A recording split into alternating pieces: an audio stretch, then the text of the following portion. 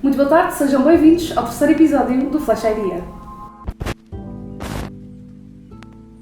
No episódio de hoje temos como convidado o Chief Technology Officer do AirCenter, no Laboratório de Observação da Terra, instalado no Terinov, Pedro Silva. Muito boa tarde, Pedro. Antes de mais nada, muito obrigado por teres aceito o convite para estar hoje à conversa connosco neste primeiro episódio do nosso podcast. Muito obrigado pelo convite, o prazer é meu.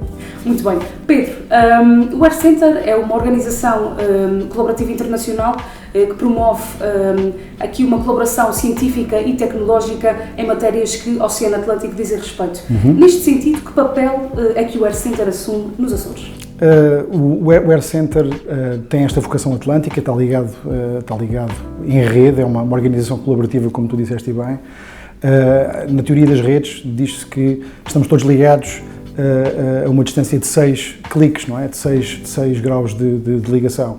E a verdade é essa, é que o AirCenter aquilo que faz é, precisamente, através da rede que temos vindo a implementar, ligar as diferentes entidades, sejam entidades científicas, universidades, centros de investigação, empresas, indústria, nesta rede do AirCenter, de forma a proporcionar novas oportunidades e, acima de tudo, agregar vontades, ideias e conceitos e montar novos projetos e, acima de tudo, seguindo aquilo que neste momento é cada vez mais importante, a vontade de endereçar os problemas climáticos, as mudanças climáticas, a digitalização. Hoje em dia tudo começa a ser digital, a quantidade de manancial de dados que hoje em dia começam a estar nas nossas vidas é cada vez maior, desde os carros, à internet, na televisão, tudo é digital e, obviamente, aquilo que está a acontecer também em termos de novas dinâmicas migratórias, tudo isto vai ser o palco, vai ser um dos elementos do palco que vai,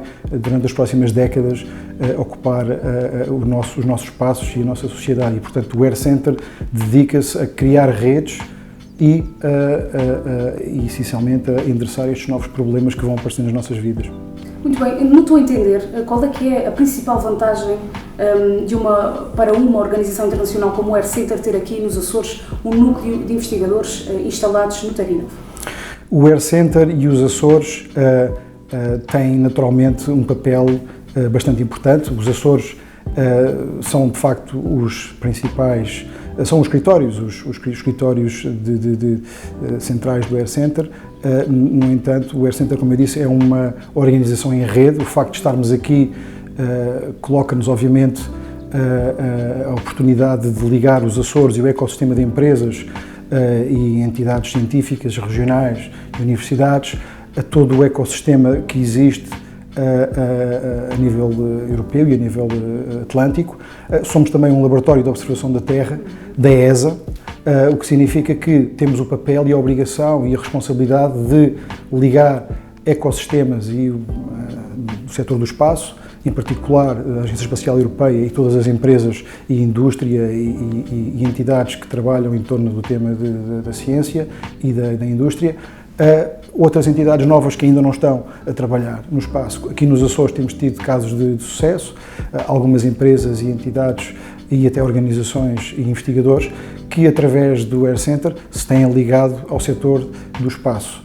E essa é para nós uma das grandes mais-valias. Os Açores, em termos de captação de fundos da Europa, tem vindo, em termos de desempenho, comparado com outras regiões da Europa, infelizmente, numa situação de ranking que não é a mais favorável. E o AirCenter promove, de certa forma, através desta ligação e da experiência que tem e que tem vindo já a demonstrar com sucesso, ligar e captar mais destes financiamentos europeus que são assentes naquilo que é chamada a economia do conhecimento, que nos permite então criar novos empregos, criar riqueza e fazer crescer a economia, que é aquilo que os Açores precisam. Muito bem, como sabes, para além da componente científica já com grande expressão, o Terinov também tem aqui uma componente empresarial, como falavas há pouco, que já ronda os cerca de 50 projetos e empresas. Sim. Concordas que a componente científica constitui-se como um parceiro fundamental da componente empresarial no que diz respeito à transferência e uso de conhecimento? Sem dúvida. Ao longo da minha experiência profissional, onde tive o privilégio e a sorte também de levar produtos para o mercado, essencialmente trabalhando com empresas e com centros de investigação europeus de renome, foi-nos possível e foi-me possível, através dessa colaboração, universidade, empresas e indústria em geral, levar para o mercado produtos e conhecimento que de outra forma não seria possível fazer. E isto permite criar riqueza, permite criar valor. Aliás, naquilo que é, na teoria, a mudança de paradigma em que há uma alteração na cadeia de valores através de um elemento novo ou através de uma forma diferente de fazer as coisas, que geralmente vem das universidades, mas também pode vir das empresas. Existem cada vez mais empresas que fazem investigação e, acima de tudo, também numa investigação colaborativa, porque hoje em dia são cada vez menos os centros que trabalham de forma isolada, tanto centros de investigação como empresas. Já lá vai o tempo em que as empresas e os grandes centros de investigação faziam investigação fechadas sobre si próprias. Hoje em dia, muita desta investigação, apesar de ter grupos limitados e de conhecimento e de peritos naquelas áreas, elas estão ligadas, porque os problemas também são cada vez mais multidisciplinares. E para podermos resolver algo muito específico, temos que estar ligados nessa rede, temos que partilhar conhecimento, até porque os problemas hoje em dia são problemas globais, não é? Aquilo que afeta um derrame de um pipeline que rebentou em África ou no Brasil pode vir a afetar o outro lado da Europa, o outro lado do oceano. Outras situações que nós estamos agora a verificar são as tempestades de areia, não é? As tempestades de deserto que levam areia, portanto poeiras, a grandes distâncias, que têm distúrbios depois a nível da qualidade do ar, que tem impacto na qualidade de vida das pessoas. As algas também é um fenómeno com as alterações climáticas que começam a proliferar e a aumentar e inclusivamente a ocupar praias que eram usadas por turistas, e isto refiro-me de forma geral, não estou a falar em concreto no caso ainda de Portugal, felizmente, mas há regiões no mundo onde isso começa a acontecer e são devido a estas alterações e anomalias climáticas que começam cada vez a ser mais uma questão de preocupação e que as soluções só se encontram com colaboração e endereçando toda a cadeia de valores, desde quem detecta as algas até quem vai no final captar as algas e até se calhar transformar aquelas algas num produto que pode vir a ser útil para a sociedade. E este conhecimento não está numa universidade só, não está numa empresa só, é toda a cadeia de valores que tem que funcionar de forma, digamos que, integrada e orquestrada. Muito bem, falavas aqui nessa questão do Air Center ser uma organização colaborativa. Aproveito para também te questionar que papel é que infraestruturas como o Terinov, numa estratégia conjunta com o Air Center, naturalmente, podem assumir nos Açores no contexto da ciência? O Terinov tem sido fundamental para o Air Center, naturalmente, logo começando pelas excelentes instalações e a qualidade de instalações que o Terinov possibilita a qualquer instalado, assim como o ecossistema de empresas que já existe no Terinov e a ligação, os contactos que existem em todas estas entidades que aqui estão, e nós temos conseguido com bastante sucesso ligar-nos a estas empresas que aqui estão e temos feito projetos em conjunto e estamos a planear outros tantos em conjunto, portanto há um grande potencial desse ponto de vista e o Air Center naturalmente que aproveita essa ligação local e cria, tirando partido da sua ligação à Agência Espacial Europeia, como à rede do Air Center no Brasil, em África e nos Estados Unidos e agora em breve também no Canadá, encontrar parceiros que consigam fazer esta ligação e que nos consigam, fazer avançar e puxar as empresas locais e as entidades aqui do Terinov. Muito bem, então essa investigação colaborativa que está na gênese da missão do Air Center poderá envolver startups, pequenas, grandes e pequenas empresas da região, em particular do Terinov? Sim, e já o fizemos com sucesso. Temos aqui o caso de pelo menos 3 entidades aqui nos Açores em que, graças a um esforço de colaboração e de brainstorm que existiu com estas entidades, conseguimos criar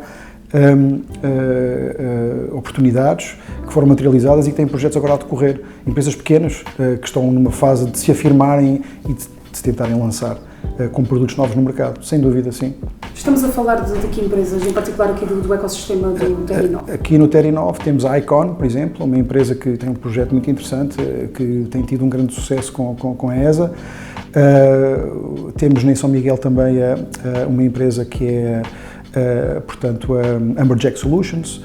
Trabalhamos também com o Porto dos Açores, não são uma startup, mas é uma entidade também aqui regional, entre outros investigadores com quem temos vindo pontualmente a colaborar e com quem temos preparado várias propostas. Atualmente o Air Center já conta com mais do que 25 propostas, propostas de projetos, aliás, propostas foram muitas mais, de sucesso, e portanto acho que em cerca de um ano e meio, desde que aqui estamos instalados, conseguimos projetar e conseguimos agregar e juntar muitas pessoas, muita energia, que tem tido um grande sucesso, porque são muitos os projetos que têm vindo a ser aprovados e esperamos que esta seja a trajetória e que assim continue. Muito bem, para terminar, Pedro, o nosso tempo está a chegar ao fim. O que é que está a ser planeado para a expansão e crescimento da operação do Air Center aqui nos Açores? O Air Center não tem um plano imediato de crescimento, vamos crescer, não temos um objetivo de crescimento, aquilo que nós temos é um objetivo de garantir que as atividades que estão a ser apoiadas da melhor forma e garantir que, à medida que os projetos vão sendo com mais ou com menos sucesso, entender se existe espaço para mais atividades, e é um bocado também em função do ecossistema e das entidades regionais e do sucesso do Air Center como um todo, porque, como eu disse, nós aqui no Terinov somos o Laboratório de Observação da Terra, somos o EOLab, e o EOLab é uma das unidades do Air Center como um todo, e portanto o sucesso do EOLab é também uma parte da responsabilidade do sucesso do Air Center como um todo e vice-versa, e por isso o plano de crescimento do EOLab aqui nos Açores e do Air Center é um bocado função dos resultados que nós viermos a obter no Air Center, que até agora têm sido bons, como eu disse, e portanto eu espero que assim continue. Muito bem, esperamos então que esses resultados sejam cada vez mais positivos, mais animadores. Pedro, o nosso tempo chegou ao fim. Muito obrigada novamente por teres aceito este convite para estarmos aqui à conversa e, como é habitual, vamos vendo por cá no Terinov. Muito obrigado, um prazer. Muito bem, e terminamos mais um episódio aqui do Flash Idea. Já sabem, nós regressamos no próximo mês com um novo convidado e novos temas, certamente. Entretanto, sigam as nossas redes sociais para ficarem a par de tudo o que acontece no ecossistema científico e empresarial do Terinov.